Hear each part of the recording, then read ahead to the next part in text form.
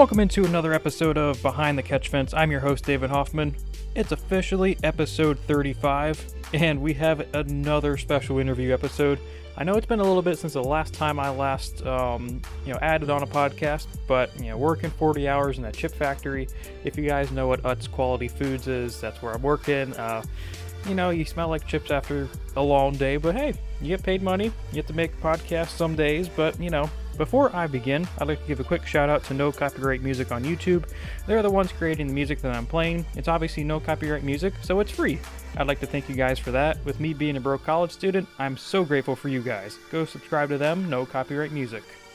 Welcome to another special interview episode. I know I've been away for a little bit, but the interview train will continue today. Now, before I reveal the next guest, I'll give you guys a little update about what's been going on in the Behind the Catch Fence headquarters. The headquarters of a basement that has boatloads of cars and sheet metal and other random stuff that I've collected over the years. But that's our headquarters. So we just got back a couple days ago from the 105th running of the Indianapolis 500, where we were able to witness one of the greatest to ever put on a helmet in Behind the Catch Fence alumni, Helio Castroneves, win a record-tying 4th Indy 500. To say the least, it was the most electric atmosphere I've ever been to, even if it was reduced capacity at the Speedway. It was a fantastic weekend, especially since I was able to take my fiance to her first ever race, and I'm proud to say that she's hooked for life on the sport. And she also is a fan of Simon Pagenaud, for now.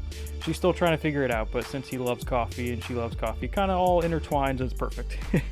We also got a picture with him at the end of the race, so that's always really cool. Now, we'll have another episode coming out here soon going over that outstanding weekend that we had, which will include a very, very special guest that I cannot wait for you guys to hear their thoughts on the weekend. Alright, now back to our special guest. Today we have the legendary Mario Andretti on the show for a second time, which is baffling to say to me still, but hey, here we are. Andretti and I talk about the historic Indy 500, the remarkable race by Helio Castroneves, Mario's thoughts on the 2021 IndyCar season to date, Scott Dixon's greatness, and much, much more. Now enough with the chit-chat, let's get right to it. Sit back, relax, grab your favorite snack, could be some steak, well, that's not really a snack, but maybe a porterhouse steak if you're really hungry with some Utz potato chips, not sponsored, but hey, you never know since I work for them. And enjoy this episode with the Mario Andretti.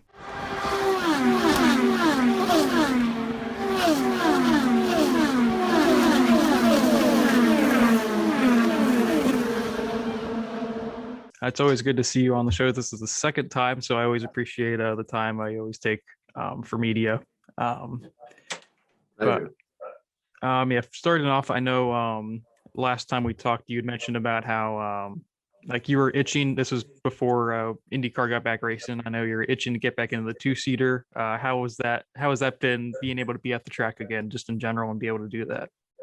Well, it's great. The season started out pretty much with activity, and of course the bulk of it is at Indianapolis because we're there for so long, and it starts with the Grand Prix. So I was there for about 21 days, almost the entire month, and a lot going on because I was drove on a road course, and then as soon as practice started, and we had like an hour and a half each morning. And then on the Tuesday, after qualifying, we had all day. It was about 10 to 5, which was a big day, if you will. So I got plenty of driving, and then the day after the race on a Monday, I gave 33 rides at 200 miles an hour, guaranteed. So now I'm just resting a little bit. I was going to say, how does 200 miles an hour feel back, when you began to start racing to now? Is there much difference, or is it just kind of like riding a bike, basically? Well, it pretty much, I'm in my element immediately. I've done so many miles there that doesn't take much. And as long I'm allowed to sort of, obviously I have to adjust the car, so it's as comfortable as possible. But the difference is that the cornering speed is higher because of the downforce that we have. And, when we were in a 200 miles an hour range, we were doing, maybe 225, 230 on the straightaway, and then maybe 175 in the corner. Now, it's pretty much almost the same speed all the way around. So that's the difference. I mentioned Indianapolis, the Indy 500. Helio Castroneves won for a fourth time. We'll talk a little bit about more a little bit later, but talking specifically about just the race itself, what were your thoughts on like just the overall just atmosphere? Well, I think it was extremely competitive race because all you have to do is look at the times. We were just obviously with Michael's had 6 entries, so I was able to check and on the monitor and see what all of the lap speeds were, and pretty much the leaders were in much clearer air, so they were only 1 or 2 miles an hour quicker. But in the back, primarily they were pretty much the same speed. That's why there was, the overtaking was mainly due to obviously slipstreaming. But overall, again, it was a solid race. As you can imagine, there were some bad luck situations, with when Stefan Wilson got caught out, and then obviously, I guess it looked like Scott Dixon and Rossi got the worst of it. They ran out of fuel and blah blah blah. So that determined their fate for the race. But if you want to go back to Helio, he was right up there. He qualified well, and he stayed up there. There was no misstep on his part and his team, and kudos to him. He just he didn't really have any real advantage except experience. At the end, because the Ganassi cars were really quick. In the hands of all of its drivers. So he was dealing with Palou, which is really a very good driver. As a young man, he's got a lot to look forward to career-wise, no question. But again, I think for Helio, his experience worked at the end, and he made the best of it. I was very impressed with that performance, quite honestly, and rightfully so. He deserved that win. It was a very popular win indeed. And I'm just being on pit road, since you were down there, what was the atmosphere like as he was climbing out of the car and going over, climbing the fences, that whole experience? Well, I guess he connects very well with the fans, as he's done that in the past, just climbing the fence and all that. And the fans loved that. You could tell that they were so into it. And that's what it's all about. I think it's a festive moment for everyone. And he, again, it was very good for the sport. It was good to see that many fans in the stands and come back to what we expect Indianapolis to be. So yeah, happy moments. I think. Everything was as positive as we could expect it to be. And after the race, during all of that, he came over to you, you kissed him on the head, and you spoke a couple words to him. What were those words? Well, basically, it was very simple. I said, just think, Helio, about a year ago, I said, you and I were teammates with a 2-seater. He was replacing me when I couldn't do some of the races. And I said, look at you now. But the reason I said that is because he was somewhat depressed, when he was let go from the Penske group. And he told me clearly, said, Mario, I'm not finished. I have a lot of racing inside of me. And he certainly proved it, So, of course, winning the 24 hours Daytona and everything else. He's still at the top of his game. And so I think he deserves a full-time ride with some team, for sure. And I'm sure that's coming as well. And as you've seen him grow up through the years in IndyCar for 20 plus years, just from your perspective, what makes him different from other drivers that you've seen, in the paddock before? Well, it's just his personality, of course. He's one of those that it's very, I don't know. He's always seems to be very positive and so forth, and I think that's a good thing. And you can tell he gravitates, to the fan base. So he's very open.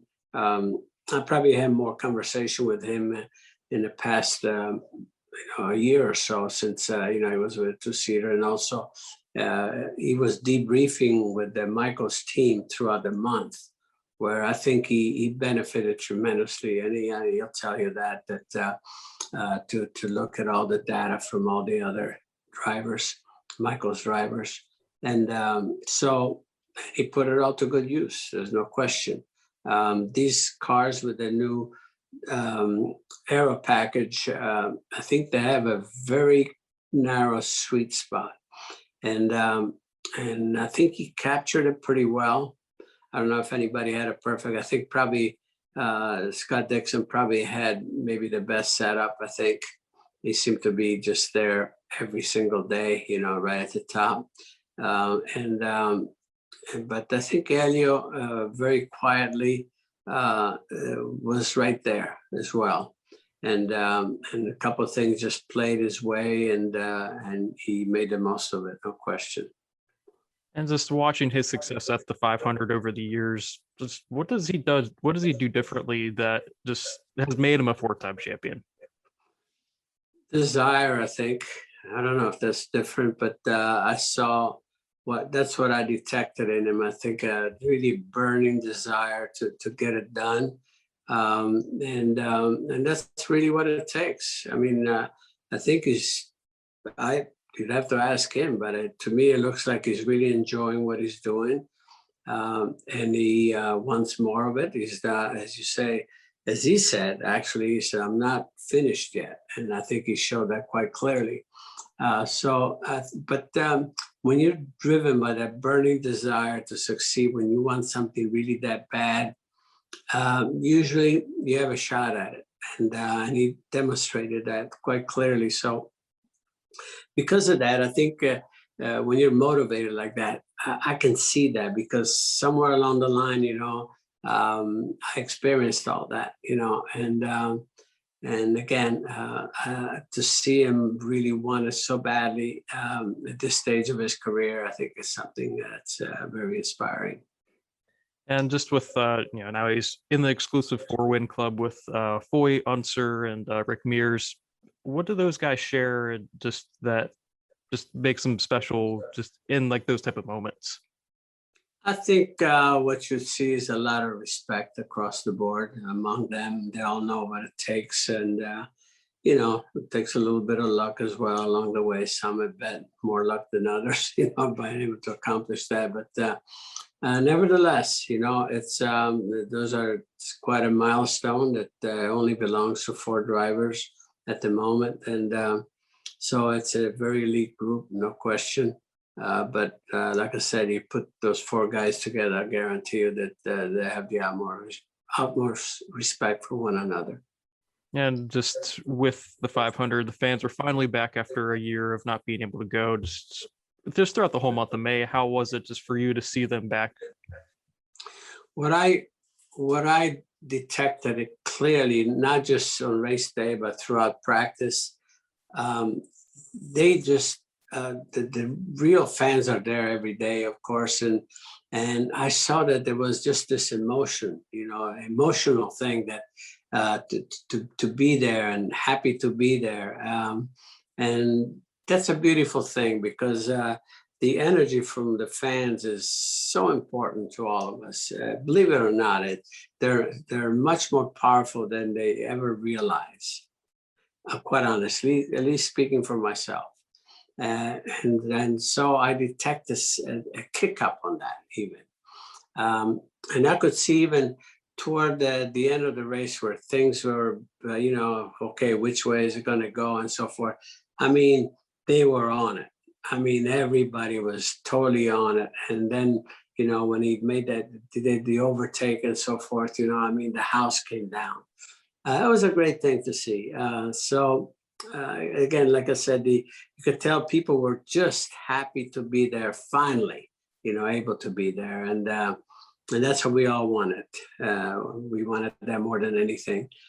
So it was a big step forward, obviously, to try to get back to not the new normal, back to normal. And I was fortunate enough to be in attendance, and just like you mentioned with those final couple of laps, it almost felt like I've been to a couple of different just races, but it felt it had a little bit of extra umph when Helio made that pass, and then I believe I was turn 3 or something. This here, the fans going nuts. It gives me goosebumps just thinking about it. It just was a very, very special, and just like finally, this is starting to feel amazing. Just like we're getting back to normal again. For sure, yeah, indeed, yeah, for sure. And looking, with the 2021 IndyCar season, six different winners and 6 different races. Just how does it, or what does that say about just the competition level in IndyCar right now? Well, I think it speaks volumes, for the fact that the product is there and it's strong. I mean, it's drivers and teams. You could see that here's a 46-year-old driver going up against, was it Alex Palou as well, like 22 or something like that. And you have like even Scott Dixon, for instance, where you have the older drivers that are still young enough to perform with all the best talents, but the best talent represents the future, and it's strong. Let me tell you, it's probably unprecedented what I see there. Just to name a few, Pato Ward and Colton Herta and young lads like, but not just those guys. There's a couple others out there that are showing incredible promise. So that's great for the IndyCar. The IndyCar itself. I think every race you can look forward to something probably spectacular, if you will. And these are things that they only happen. You cannot make it happen artificially. So I love to see that. I think, and it's not only IndyCar. I think Formula One and even NASCAR has got a lot of that new talents coming up. That's interesting to see. Just okay, how solid are they, and all of that. And that's what it's all about. From the fan standpoint.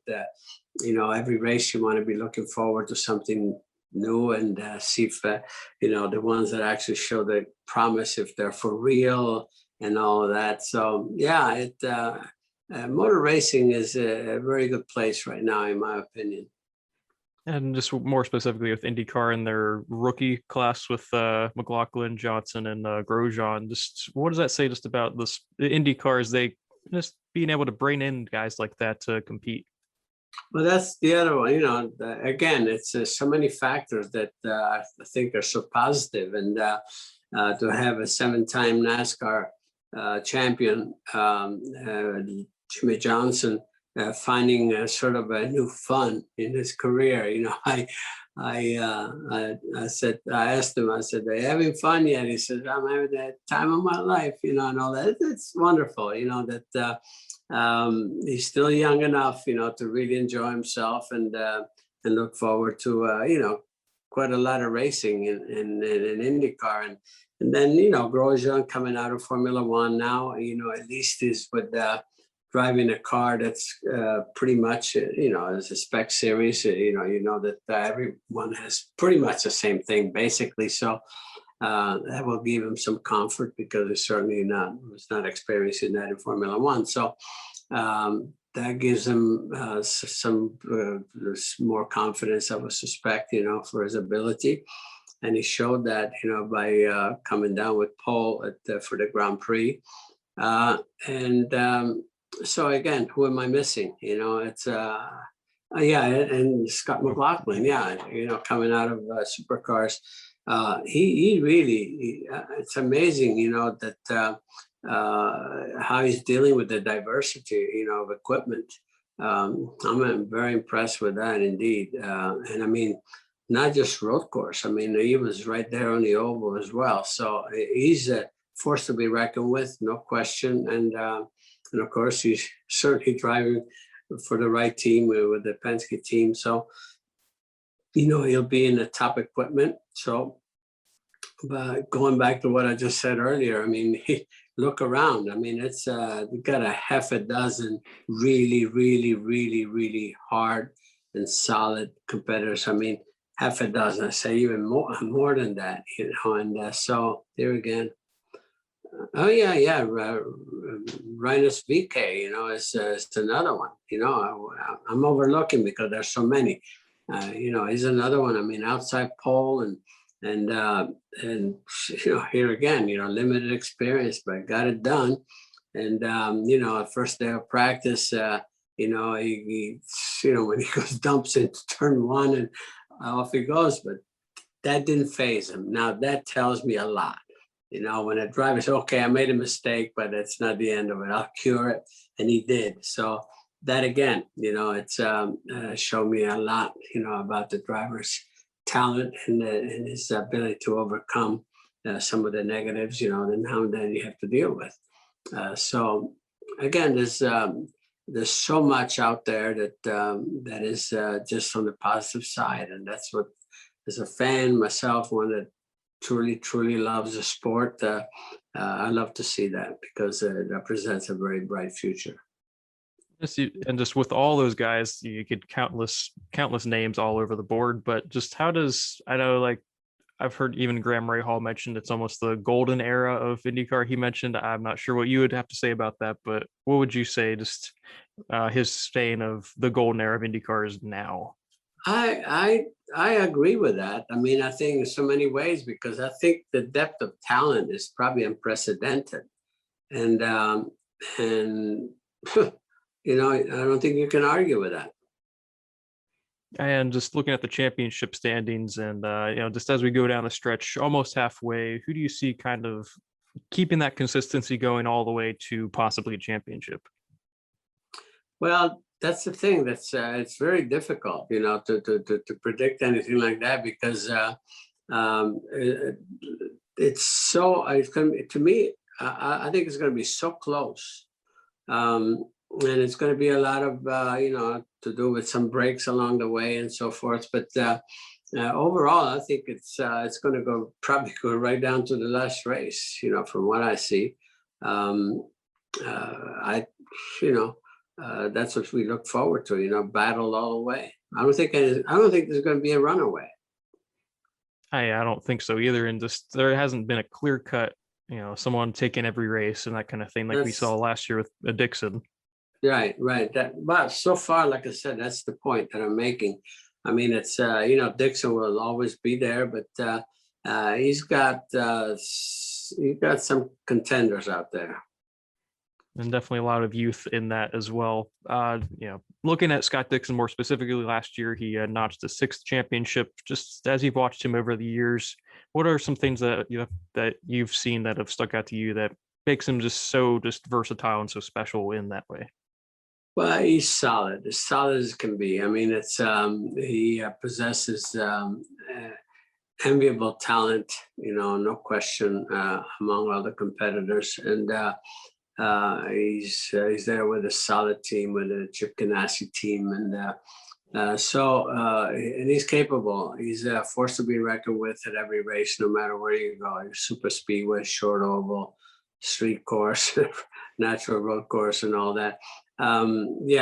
That's what champions are all about. So again, and anybody that does better than him has done a hell of a job. That's all I can tell you. And just as someone who's competed in IndyCar for over 20 years yourself, like Scott Dixon, what are some of the challenges that he has to face, getting up in the age bracket and staying competitive and staying ahead of like the youth movement? Well, a lot of the challenges are to stay physically fit, of course. I mean, the experience worked for him automatically, in the sense, not automatically, but in the fact that he can put that to good use by being able to predict certain situations better than others, and be able to react and adapt. That's the whole thing, to adapt to conditions, and take advantage of to extract everything out of the car, no matter what's around them, whether it's dry, wet, sunny, cloudy, windy, not windy, and all that. That's what it takes. And he's able to do all of that. So again, he's a complete racer, no question. And and still, like I said, young enough to put quite a record together. And who knows how many more years he will race, and just how those wins, championships will rack up as we look ahead. But looking at final two questions. Switching over to your grandson Marco will be competing in the Superstar Racing Experience. What are your thoughts on that series? Well, it's like anything, we're very curious, to see how these dudes are gonna do, especially on the short tracks, and see how they're gonna be leaning each other, with those cars, and if those cars are gonna need a paint job every time. Some new sheet metal. I think the sparks are gonna fly, no question. Those guys are gonna have some fun with it. And here again, with equal equipment, so it's going to be pretty competitive, no question.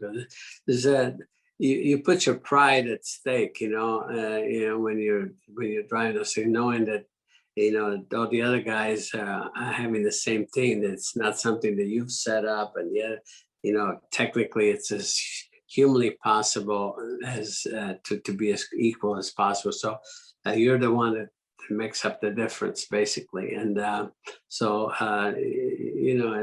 there's a lot of stake in that respect. And then some pressure. Some will deal with it better than others, and we'll all have to see. You got a bunch of fiery drivers in those cockpits, so I feel like that's going to bring a lot of sparks, to say the least. No question about that. Yeah. Mario, I appreciate all of your time that you've always given me, and just your incredible answers, and I can't wait to talk to you here again soon. My pleasure. Anytime. You have a good day, sir. You too.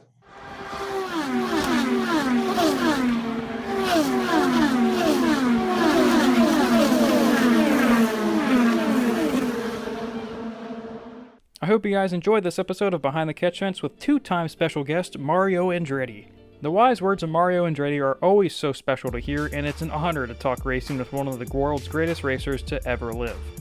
I still felt like I had to pinch myself sometimes during the interview, and man, that will never get old. Andretti's elite tier of knowledge about all topics possible in motorsports are so fascinating to hear about, and I know for a fact that you can truly never have enough time talking with the legend himself. I'd like to thank Patty Reed for making this all possible, and I'd also like to thank Mr. Andretti once again for coming on to the podcast. We're just about out of time for today's episode, so look out for more interviews and content over the next couple weeks. Before I go, make sure to follow this podcast on Twitter and Instagram at Behind Catch. Thank you for listening. I'll catch you guys later.